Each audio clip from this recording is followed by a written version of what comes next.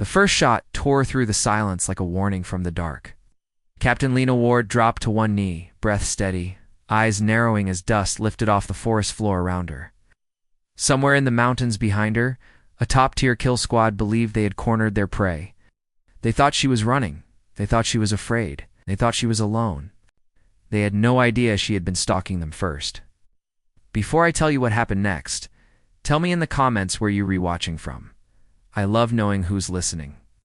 Lena exhaled slowly. Fear had never been her enemy. Complacency was, and the men hunting her tonight were complacent, overconfident. Loud through the trees, their whispers sharp with arrogance. She could hear their boots shifting in loose gravel, smell the metal oil from their rifles, sense the electric tremble of anticipation in the cold air. They were the type of killers who believed in dominance, not discipline. She had met men like them before. She had survived them before. But tonight wasn't about survival. Tonight was about ending a mission no one but her could complete. A small ache tugged in her ribs where an earlier bullet had grazed her. She pressed a gloved hand to it, feeling the warm sting beneath the fabric. Pain kept her sharp. Pain reminded her she was alive. Pain told her she was getting close. Lena crawled forward, each movement silent, deliberate.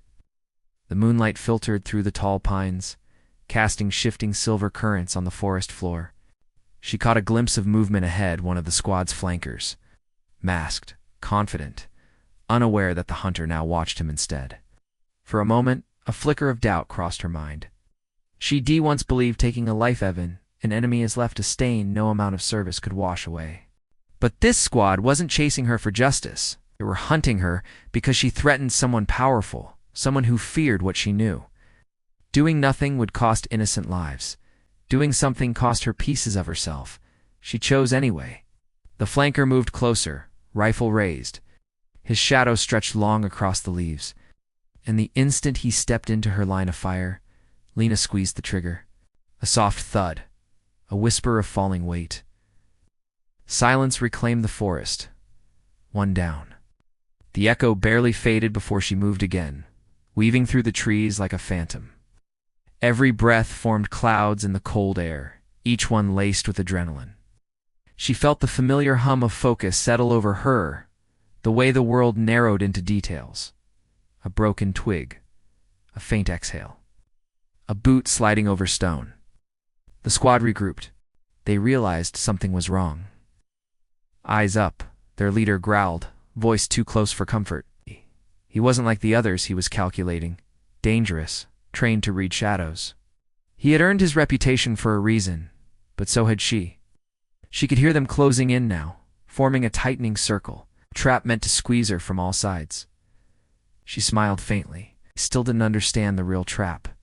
For minutes, the forest held its breath as both sides hunted the same invisible line. Lena waited behind a fallen log as two of them brushed past, their flashlights slicing through the air like white knives.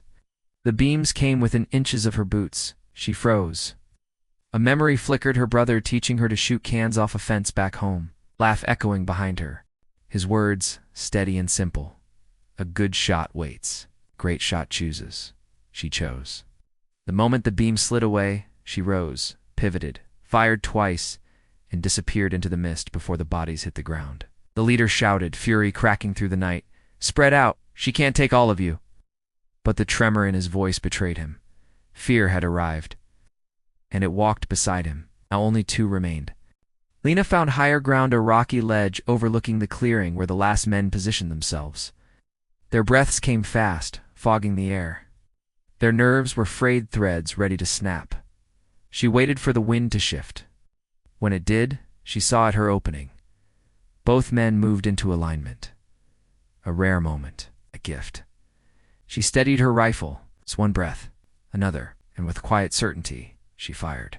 The clearing fell still, but the leader didn't fall. Stepped forward alone, rifle lowered, eyes searching the shadows with a mixture of rage and reluctant awe.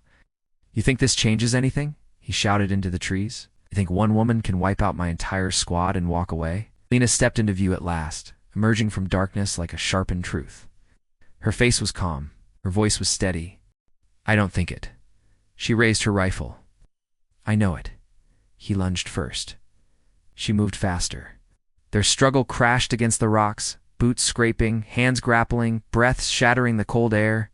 He was strong, but she was precise. His blows were wild. Hers were deliberate.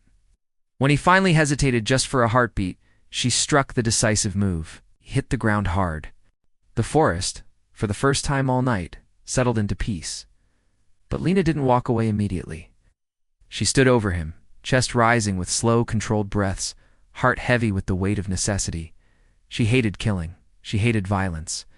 But she believed in protecting those who couldn't protect themselves. And tonight, she had done exactly that. As she turned to leave, faint lights blinked through the trees, her extraction team arriving at last. One of them, a young medic, froze when he saw the fallen squad behind her, awe widening his eyes. "You did this alone?" he whispered. Lena managed a tired smile. "No," she said softly. "The mountain helped. It was a small kindness, a small truth, one that made the medic grin in relief. Because courage isn't always loud, sometimes it waits quietly in the shadows until it's needed." And as Lena limped toward the waiting helicopter, the cool wind brushing against her face, she felt a strange sense of peace return, like the forest was closing the chapter with her. The night had begun with hunters and prey. It ended with justice. Because kindness doesn't vanish, it waits, and it finds its way back. And somewhere behind her, the quiet forest whispered the same truth she started with. The watcher is not always the one being watched.